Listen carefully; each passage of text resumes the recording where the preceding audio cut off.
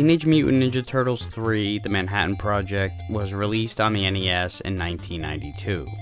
It's a sequel to the port of the arcade game, and this new entry shares the same engine and gameplay mechanics of its predecessor. This time though, instead of being based on an arcade version, it's a fresh, original game. But like I said, it's very much like TMNT 2. It's a beat 'em up where you go around beating up Foot Clan members, namely Foot Soldiers, take down Shredder's minions, and then finally Shredder himself. Characters and art style are mostly based off the cartoon series, just like the last game, but there is the duo of Tokon and Razor from the second film, Secret of the Ooze, as well as Shredder's final form as Super Shredder from the same movie. There aren't much in the way of additions. You still get a regular attack and jumping attack, but they add a move where you throw the enemy by holding down while attacking, as well as a special attack by holding A and B together. The special attacks do lots of damage, and each turtle has its own unique special move, but using it does take a hit point away from you, unless you're down to your last bar of health. This technique is great for the boss fights, because they take a lot of hits to kill, and toward the latter part of the game they start getting really difficult, oftentimes with overpowered offense that you almost can't escape from without taking several hits. The throwing attack does help you out because it deals more damage, so you can wipe out Foot Soldiers with one hit instead of two like normal. And that might help reduce the amount of times you would feel the need to use the special move. But another caveat to this is the lack of power-ups. There are no special items like projectile weapons like there were in the first game, or invincibility or any of that shit. Just a good luck and a slice of pizza every once in a while. Because yeah, pizza is scarce in this game. You get 4 lives, or rests as they're called here, and when you and or your partner are in full-fledged game over mode, you can continue from the level you left off in, but you only get 3 continues, although you can always enter the level skip cheat. One thing that is cool about this game is that you can now switch which turtle you want to continue the game with between rests. It's not the biggest deal in the world, because the turtles all mainly fight the same. The only real difference are the special attacks, but it is nice to have the option of variety. Speaking of variety, the game is still hit or miss in terms of variety within the levels. You got a beach, underground and surfing stage, but a lot like the last game, there's a lot of gray, due to it taking place in an urban city environment for the most part. Which brings me to the plot. This shit is hilarious. So rather than just kidnap April O'Neil this time, Shredder also kidnaps the entirety of Manhattan Island. And I don't mean he abducts the entirety of the population, he abducts the land of the island itself. Literally, he takes the actual island out of the water and coerces the turtles to come after him. What the how? Well, you can explain it off with the whole they have all kinds of crazy ass tools from Dimension X. And yeah, that's true. But the bigger question is why? To lure the turtles to a showdown? They only need April for that. To enslave the entirety of New York City? Well, they didn't need to take the actual island, just the people would have sufficed. Maybe Dimension X is going tits up and they need to colonize it with a well-oiled machine like Manhattan. I don't know. Who gives a shit, really? This is a beat 'em up. You don't need a good reason to kick some ass. Unfortunately, Konami missed another opportunity to utilize the 4-way controller adapter and allow 4 players like in the arcade game. That was always one of the big draws of that game. There is a new mode where in 2 players you can allow each player to do damage to each other, but why the hell would you want to do that? Despite the lack of new additions, this game is a great expansion of TMNT 2. It's very self-explanatory and pick-up and play friendly, and it's always fun ripping shit up in the teens in green. But it is unfortunate that there's a real lack of Master Splinter this time around.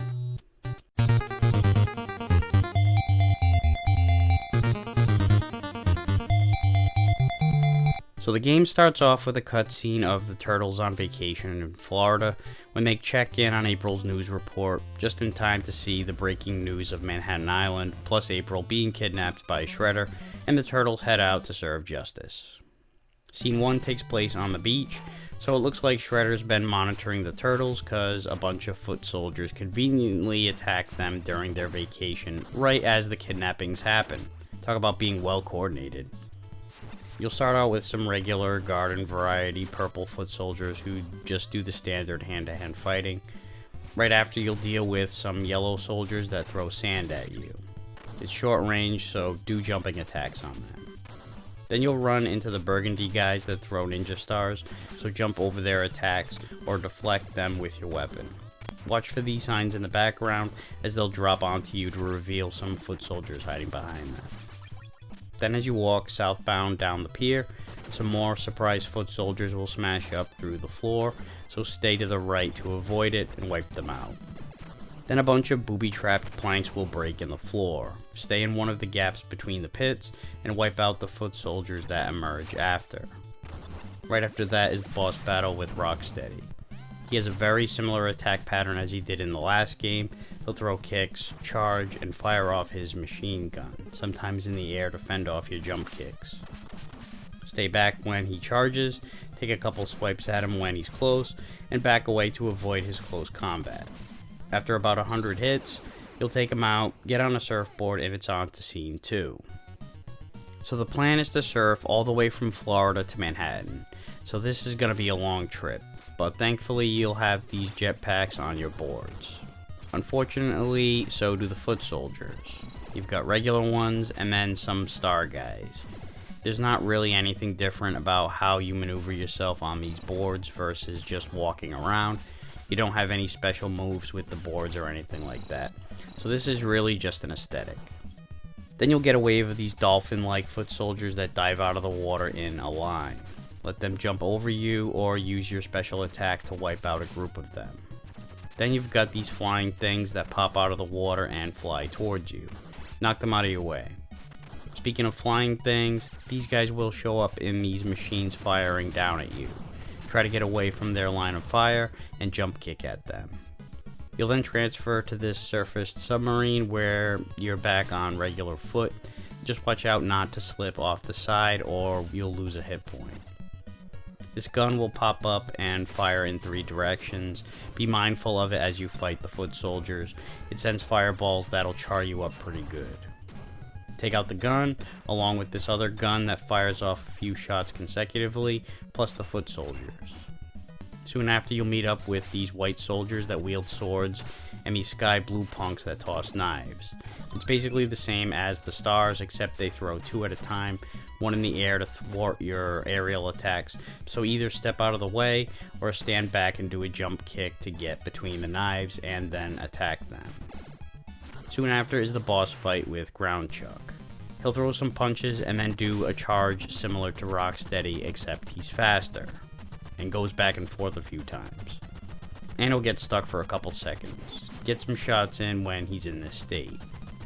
Then he'll rip a pipe off the wall and swing it at you. Try to time your shots so you're hitting him when he's not swinging, and after about 500 hits, he's done for, and you commandeer the boat and park at Manhattan, or where Manhattan is floating overhead. You'll get on the bridge, which is the site of scene 3. You'll notice right away that the bridge is broken, as there are gaps. Don't fall or you'll lose a hit point, but you can knock foot soldiers into the hole too. Then these cannonballs come rolling towards you. You can jump over them or hang off the side of the ledge until they pass. Then you've got these rock soldiers that fire guns. They're slow, so use your speed advantage to get out of their line of fire and take them out. Then a truck comes out of nowhere with Bebop behind the wheel tossing grenades. Get low to avoid the truck and weave your way away from the grenade barrage. After that, you'll meet the pink soldiers that have spears, which they will throw, so keep your eye on that when you're in front of them and jump kick them down. Then these dark purple guys come in hurling cannonballs. They don't throw very far, so get close-ish to them to lure them into throwing them and then back away, and now it's just a regular foot soldier fight. Then you've got some more of the swordsmen, and then it's a mini boss battle with Slash. He'll spin around on his shell and fly all across the screen. Stay in the air to get away from him when he does this. Then he'll get up and try slashing you. Time your shots right, and he's done. Then you've got some more yellow guys, although instead of sand, this time they're throwing boomerangs, same as last game. Careful with your jumping here. You don't want to jump over a boomerang and let it hit you on its way back. Then you'll get some cannonball guys that walk the cannonballs under their feet. let them roll by or drop kick their ass off it. Then you've got these aqua guys carrying anvils. They're very similar to the cannonballers. They don't throw them very far, so bait them in and move. Then you'll get to a familiar looking truck, and sure enough, it's Bebop. He's got a ball and chain attached to his head that'll swing around. Keep your distance and do jump attacks right as he fires it off, and get to the other side and wait for his next attack. As long as you hit and run, you don't have to worry about his fisticuffs. After about 1,000 hits, you'll finish him off, hop in the turtle blimp, and fly off to floating Manhattan, where scene 4 takes place. A large chunk of the street just outright collapses, so you've got a narrow space to walk on the sidewalk that somehow remained intact. Kill the foot soldiers here, and the road re-emerges and you've got some spear soldiers. Be mindful of the massive gap in the road over to the left. A few more regular soldiers come out of the sewer, followed by some boomerang guys, and then you'll deal with a line of foot soldiers that come out of the garage door and this wall as you scale down the street. You'll get a few more spear guys, and then these cannonballs come rolling along, get out of their way, and keep going down. Then there's some boomerang guys that come out of the sewer, knife guys, some more spear guys, and some anvil tossing motherfuckers that pop out of the ground. Down the road you'll have a trio of these bazooka stone soldiers, and then watch for these statues as they transform into foot soldiers. After that you'll get to these barrel guys that'll try to trap you in barrels by tossing them at you, so get out of their way. Then some more barrels will come rolling your way. Avoid them, and then you've got some beam-wielding stone soldiers. They're very much like the gun guys, but their defense is even better. Don't bother with jump attacks on them, try to keep a safe distance and swipe them as soon as they're within reach, otherwise you're gonna get swiped. Or you can always use your special attack if you feel so inclined. Soon after you'll head down a stairwell to the subway, where these foot soldiers wield an electric beam in an attempt to clothesline you. Attack one of them to break it up, and they're basically regular foot soldiers at this point. Soon after is the boss, Dirtbag. He'll fire laser rings out of his helmet and take swings with his pickaxe. If you go for a jumping attack, you might get caught in this ring attack because it's hard to react in time. And if you go after him head on, he'll bitch slap you.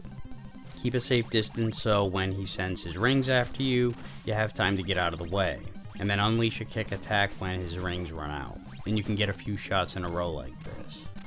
Speaking of pulling off combos, when he goes apeshit and starts swinging his pickaxe like a psychopath, get out of the way, and then he'll get it stuck in the ground, enabling you to get a few more shots in. Stay patient, and after about 10,000 hits, he's done for, and it's on to scene 5, the sewer. The pipe against the wall will burst. Keep an eye out for these pipes throughout the stage. If you're nearby when one blows up, you'll take some damage. You'll run into a conveyor belt of foot soldiers that you've seen before, the regular guys, star guys, swordsmen, and spear specialists. As you scale up the way, a couple groups of 3 will pop out of the water, nothing alarming, but just be ready for them. Then these flying dickheads come out of the wall, fly around a bit, and then do a nosedive, which ends their run, so do jump attacks before their attack, or let them kamikaze themselves. Just be mindful of the other shit around you, including more foot soldiers. Some regular soldiers come out of the wall, and then you'll slip into the water, which doesn't really do anything, similar to the surfing, it's just an aesthetic. Then some mousers come out of the wall one at a time, swipe at them as they jump out so you don't have to deal with multiples. They'll often grab a hold of your hand, even if it seems you time your attack right, so clear out as many as you can early.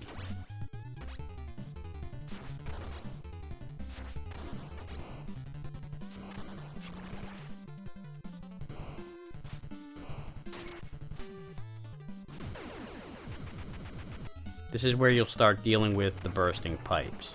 There's a series of them on this run, along with a parade of regular ass foot soldiers with a sprinkle of stars and spears.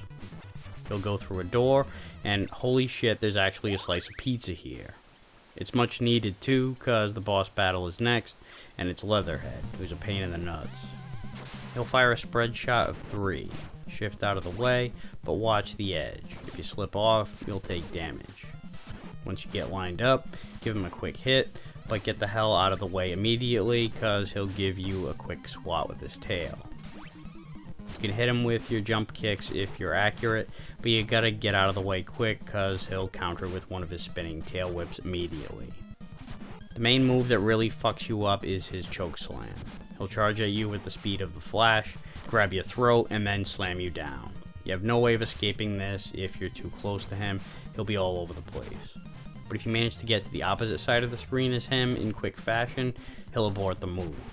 Just be ready for it at all times. He doesn't give you much warning at all. You could also go with the special attack route, especially when you're low on health, but he's not easy to hit with this. After about 100,000 hits, you'll finish him off and make it to Scene 6, the Technodrome. In the early going, you'll fight some standard fare foot soldiers, but then you come across these C-3PO-like robots that fire a steady stream of bullets, and they take a few hits even with your uppercut strike. Strike them head on, but be ready for their shots. You gotta react cause they don't whip out their guns slowly. Then these little bots come falling out of the ceiling and firing off rings. They're quick too, so jump over their attacks and land kicks. Just watch your placement so you're not lined up with the gunfire from one of the others, because like I said, they're quick. Then some more foot soldiers, anvils, knives, and regulars that come out of the floor in choreographed fashion. Then all of a sudden you're bombarded by this trio of rock soldiers that fire off bazooka rounds constantly. Seriously, where do they get all this fucking ammo from? Go to the lower part of the screen to avoid all this shit, and slowly work your way up to wipe them out. Just make sure to save the pizza for after you're done with them, unless you get really low. Then after a couple cannonball guys, you'll get some standalone cannonballs that roll off the back wall. Just get out of their way. Then these flying fucks come out of the wall and fire off a small laser in a diagonal pattern. Go in for the kill between their attacks. It just sucks that they're a small target. After that are some hand-to-hand stone soldiers, beam-wielding stone soldiers, and cyborgs. And then you end up on a long conveyor belt where you have to fight foot soldiers while avoiding these lasers that dart back and forth. Most of them you can jump over, although there are some up high that you can just let pass over you. It's just a pain in the nuts dealing with the foot soldiers at the same time. Soon after you'll fight the sub-boss, Razar. He'll spit out these, I don't know what these projectiles are, but whatever it is, it's cold cause you'll freeze up. If you get parallel with him, he won't be able to touch you. Slip in and give him a few shots, just don't get greedy and back out to avoid his fisticuffs. He'll start moving faster and come in with some quick double slashes. Get the hell out of there fast. After about 500,000 hits, he's done for, and you'll go right into another boss battle, this time with Shredder. He'll take swats at you with his sword and pull a crazy off-the-wall dropkick. His short-range attacks will definitely be a problem if you try to go head-on, so go with dropkicks. He'll counter these too, just not as often. So get a couple kicks in and get away from him. The other option is to fall back on your special attack, but again, be sure not to get caught standing in front of him for more than a millisecond. After about 1,000,000 hits, you'll finish him off and you'll rescue April, although Shredder gets away and you still have to get Manhattan back. So you pursue Krang's spaceship and it's on to Scene 7, which starts off on this elevator lift thing. After dealing with some foot soldiers, this big ball drops out of the sky and blows up into a plethora of mousers, revealing it to be a mouser egg, I guess. Kill as many as you can as they're born, so you don't have as many to deal with. It sucks fighting on this platform with hardly any room. Then you've got the foot soldiers that hover on these flying platforms and try to get over to squash you. Don't let them get that close. Do a jumping attack to knock them off their pedestal and finish them off on the ground. Then all these fucking anvils come falling out of the sky. Watch for the shadows to see where they're gonna land and move yourself accordingly. Then the elevator stops and you're on the roof of this building now. And then you get a barrage of what seems like every enemy that you've seen in the whole fucking game. Regular foot soldiers, star throwers, boomerang guys, cannonball soldiers, swords, spear, knives, those laser beam clotheslines.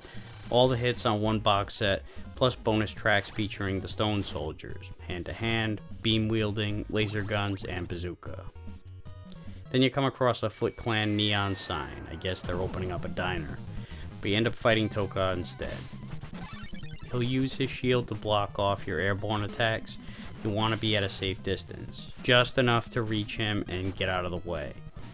Just do a hit and run routine and be ready for his lunges, or when he starts moving fast, get away from him or he'll lay in some lightning quick punches that'll wreck you. After about 1 billion hits, you'll finish him off and chase Shredder down, beaming up into the spaceship, and it's on to scene 8, the final stage. During the beginning, you get some regular foot soldiers, spear guys, and laser stone men. And then these acrobatic fucks come rolling along the floor. Jump over them, and then after some swordsmen, these cannonballs will roll at you. Jump here too. Then after some more soldiers you've seen many times before, these guys in the guns come out. Jump kick them to hell. After some more soldiers, these little pricks from the technodrome fall from the ceiling. Wipe them out, and then you'll deal with more foot soldiers of multiple varieties, including the barrel guys. You'll come across a pizza slice, but save it until you're done with the bazooka stone soldiers, unless of course you're in dire need. Then when you get to the laser barricaded door, you'll get a rematch with this dickhead in the large mouser. Use the same strategy as before, and after 1 billion shots, you'll finish him off, and the barricade opens up and it's on to the next segment. After some more foot soldiers, holy shit, 2 pizzas in the same stage? Wow, the game's getting generous here down the stretch. You'll get some machine gun stoners, and then these robotic Mexican jumping beans come out of the wall. They bounce around and fire off a laser every once in a while. Nothing crazy, but there's a few of them at once, and they're quick, so be as accurate as you can, and watch out for their attacks.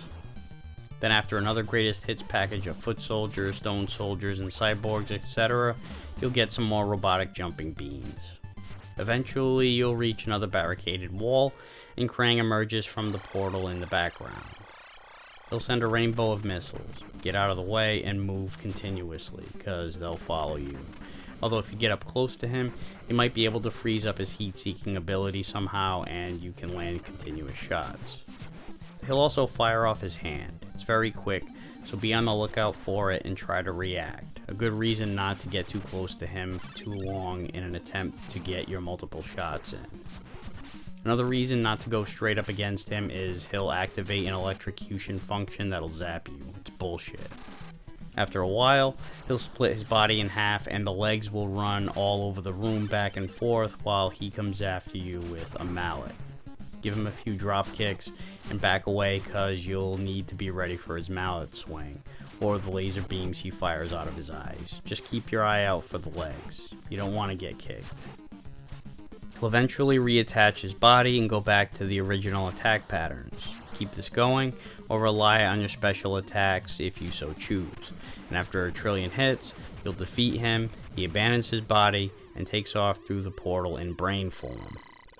The laser barricade opens up, and you head through the door for a final fight with Shredder, although he soaks himself in the mutagen ooze and becomes Super Shredder. He'll unleash an impressive looking kick, a chop, a weird mad dash where he zips around in an unpredictable pattern for a second. Keep away from him when he does this. He also has an electricity attack, although it's not part of his suit like Krang's. He summons it from the heavens or some shit, and a beam will strike down in your general direction and then shift to one side of the screen, wherever you're closer. Try to lure it to one side of the screen so you have plenty of room in the opposite side to evade it. Now at this point you might as well lean on the special attacks since it's the final boss. If you're low on health, you're unlikely to survive without it anyway. And if you've got a lot of health, well then you've got a lot of special attacks in your arsenal. You can get some 2-hit combos by smacking him head on, so long as you're barely within reach, and then hit a drop kick. But this does take some good timing, and he'll often kick your teeth down your throat as soon as you're done with the kick. So try to jump as soon as you land if you try this method. After delivering a quadrillion hits, you'll finish him off and take off in the turtle blimp as the spaceship is destroyed and Manhattan is magically restored in its original location as the credits and cast of characters roll. So that would do it for this game, and that would do it for Ninja Turtles games on the NES. But there would be a direct sequel to this game on the SNES, and like its predecessor, it was based on an arcade game, Turtles in Time, but we'll get to that one another time. And that wraps up this edition of Aqualung's Game Reviews. See you next time.